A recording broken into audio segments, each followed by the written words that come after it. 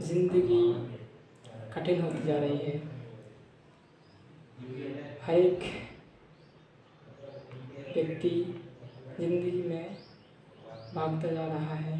वह हर एक आवश्यकताओं को पूरा करने के लिए इतना कठिन काम कर रहा है। ये ऐसा तो पहले कभी नहीं हुआ है। हम इतने ज़्यादा अपनी आवश्यकताओं को लेकर परेशान हैं, ऐसा पहले कभी नहीं हुआ है। पर ऐसा हो क्यों रहा है? हम इतना परेशान क्यों हो रहे हैं? इस सब के पीछे बहुत सारी बातें हैं, पर उनमें से कुछ बातें तो यही है कि हम अपनी इच्छाओं को पूरा करने के लिए अपने पूरे जीवन को जी रहे हैं। हम जो भी कुछ ज़रूरी है वह ना करके हमारी जो इच्छा होती है हम उसे पाने की खोज में निकल जाते हैं। हम उसे पाने की चाह में निकल जाते हैं। हमारी बेसिक ज़रूरतें रोटी, कपड़ा, मकान जो कि हमें आसानी से मिल जाती हैं। जो व्यक्ति गांव में रहते हैं वह इस बात को अच्छे से समझते हैं कि उनको अभी जितना स्ट्रगल हो रहा है इन सब चीज़ों के लिए वह इतना स्ट्रगल नहीं करते हैं। हाँ, थोड़ा बहुत गांव में मजदूरी, किसानी ये सब चीज़ें ऐसी हैं इनमें कि कठिन परिश्रम करना पड़ता है, पर फिर वह अपनी ज़रूरतों को पूरा कर पाते हैं।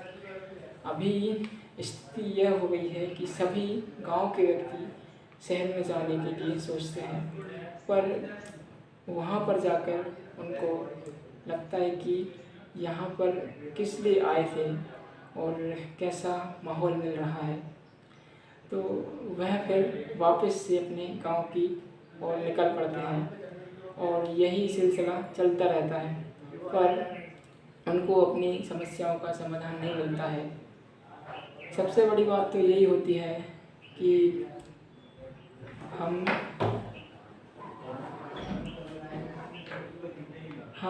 सभी के जीवन में इन 4 चीज़ों के लिए भागा दौड़ी लगी रहती है। सबसे पहला तो खाना, सोना, उसके बाद आता है सुरक्षा, उसके बाद आता है संभोग। तो ये 4 पार्ट जो सभी मतलब जानवर भी करते हैं, पर उनको इतना ज़्यादा कठिन परिश्रम करने की आवश्यकता नहीं पड़ती है। हम इतना चिंता करते हैं और हम भी इन सभी पार्टों को फुलफ़िल करने के लिए अपनी ज़िंदगी में इतना कठिन काम करते रहते हैं। पर क्या हमारे जीवन का उद्देश्य क्या यही है? हमें खाना है, सोना है और बाकी सब चीज़ें करना है? नहीं, हमारे जीवन का उद्देश्य कुछ अलग है। कैसे हर एक जानवर हर एक चीज़ के लिए बना हुआ है। भालू, उसको सोना, उसकी एक क्वालिटी है सोना, तो वह सोने के लिए बना हुआ है। मतलब कि हाथी को खाना अच्छा लगता है तो वो खाने के लिए बना हुआ है, वो बहुत ज़्यादा खा सकता है। हर एक जानवर अपने अपने एक क्वालिटी लेके पैदा हुआ है, पर हम मनुष्य इन 4 चीज़ों में से कुछ भी चीज़ अधिक मात्रा में नहीं कर सकते हैं। हम ज़्यादा खा नहीं सकते हैं, हम ज़्यादा सो नहीं सकते हैं।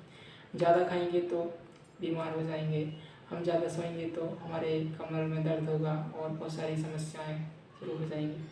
तो कहीं ना कहीं यह देखने को मिल रहा है ना कि ये 4 चीज़ें जो हम करते रहते हैं उन सब के लिए हमारा जीवन नहीं है। हमारा उद्देश्य उन सब चीज़ों को पूरा करना नहीं है। तो फिर प्रश्न ये उठता है कि हमारे जीवन का उद्देश्य क्या है? यह बात यदि हम अपने अनुभवों से देखें तो इसका अनुमान लगाना कठिन है, क्योंकि हमारी जो स्मरण शक्ति है, हमारी जो अनुभव करने की क्षमता है वह तो अपूर्ण है। हम ज़्यादा दूर का नहीं देख सकते, हम अच्छे से बहुत दूर का सुन नहीं सकते, छोटे से छोटे जीव को देख नहीं सकते। मतलब कि जो भी हमारी सेंसेस हैं, जो भी हमारी इंद्रियां हैं वह अपूर्ण हैं। तो इस अपूर्णता के चलते हम ज़्यादातर गलतियां करते हैं और इन सब बातों का पता लगाने के लिए हमारे वैदिक संस्कृति में शास्त्र, भागवतम, ऐसे बहुत सारे ग्रंथ हैं, वेद पुराण, जिनमें कि इन सभी समस्याओं के बारे में अच्छे से बताया गया है। अब हम उन सभी को पढ़ने के लिए सोचते हैं, पर हमारे पास उनको पढ़ने का कोई साधन नहीं होता है, और हम उनको पढ़ भी लें तो हम उनको समझ नहीं सकते हैं। वैसे इन जनरल चीज़ों को सुलझाने के लिए रोटी, कपड़ा, मकान, ये हमारी आवश्यकता है। 4 चीज़ जो हम करते हैं, तो इन सब को सुलझाने के लिए हमें शास्त्र पढ़ने की आवश्यकता तो है, पर सबसे मेन जो उद्देश्य, हमारे जीवन का उद्देश्य क्या है, इसको जानने के लिए, हमारे जीवन का उद्देश्य हम उसको फॉलो कैसे करें, उसको करने के लिए हमें शास्त्र वगैरह पढ़ने चाहिए। और वह हम कैसे पढ़ सकते हैं, तो उन सबको पढ़ने के लिए हमें गुरु की आवश्यकता पड़ती है। गुरु पहले के ज़माने में ऐसा बोलते हैं ना कि वैदिक संस्कृति में आश्रम, गुरुकुल रहा करते थे, तो कितने अच्छे से पढ़ाई हुआ करती थी। गुरुकुल में बच्चों को अच्छे से शिक्षा दी जाती थी। पर अभी के इस कलयुग में गुरु की खोज में निकलें तो गुरु बहुत कम ही मिलते हैं, और ज़्यादातर ऐसे गुरु मिलते हैं जो कि हमें ठगते ही हैं। वह सिर्फ अपना ही प्रॉफिट कराने का सोचते हैं। मैं भी सोच रहा था, जब मैं कुछ महीने पहले यही सब सोच रहा था कि मुझे गुरु की आवश्यकता है, मैं गुरु को कैसे मिल सकता हूँ, और वह गुरु जो कि मुझे इन सब बातों के बारे में बताएं, ज़िंदगी का उद्देश्य क्या है, हम ज़िंदगी जी क्यों रहे हैं। तो इसके बाद जब चाह होती है तो राह अपने आप मिल जाती है। हमारे आसपास ही ज़्यादातर चीज़ें रहती हैं, पर हम ही रहते हैं कि हम चाह नहीं करते हैं। और यही बात हुई कि जैसे ही मैंने यह चाह रखी, चाह करी कि मुझे भी ऐसे कुछ ऐसे इन्वायरमेंट, ऐसे माहौल की आवश्यकता है जिसमें कि इन सब बातों के बारे में समझा जा सके, तो मुझे भी सच में वह माहौल मिला। यह बात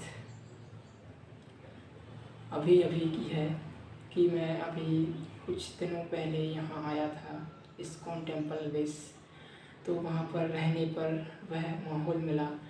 हाँ, कम से कम भौतिक जगत से तो बहुत अच्छा ही है, इसमें कि इतनी सारी चीज़ें, इतने सारे संस्कृति, संबोध और इतने अच्छे से जीवन प्रणाली है, जहाँ की व्यक्ति हर एक व्यक्ति से प्रेम से बात करते हैं, उनके साथ रहते हैं।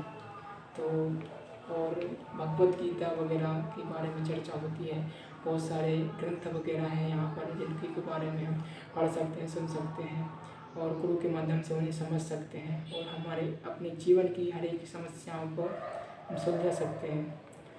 तो हम यदि अपने जीवन का उद्देश्य जानना चाहें तो पता लगता है कि हमारे जीवन का उद्देश्य भगवत प्राप्ति है, और यह एक ऐसा लक्ष्य है जिसको कि हर कोई नहीं प्राप्त करता है।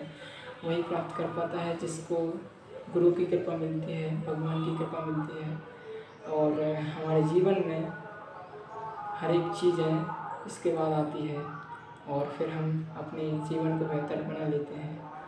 यही बात होगी ना कि हम उद्देश्य ढूंढना चाह रहे थे, क्योंकि यह जो मानव जीवन मिला है, यह आपको पता ही होगा कि 84 लाख योनियों के बाद मिलता है। अब ये 84 लाख योनियाँ, बहुत सारे जलीय जीव होंगे, प्रकृति में कितने सारे योनियाँ हैं 84 लाख, तो कुछ जलीय जीव, कुछ वनस्पति, कुछ जानवर, इन सब योनियों के बाद हमें यह मानव जीवन मिलता है। यह सब बातें वहाँ पर शास्त्रों में बताई गई हैं, जो कि कोई पूर्ण व्यक्ति ही कर सकता है, कोई पूर्ण व्यक्ति ही बता सकता है।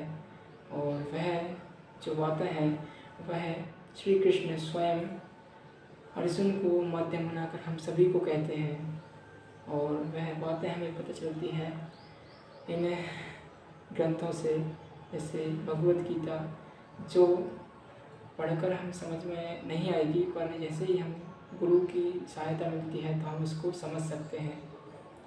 हमारे जीवन का मुख्य उद्देश्य भगवत प्राप्ति यह पता चल गया, पर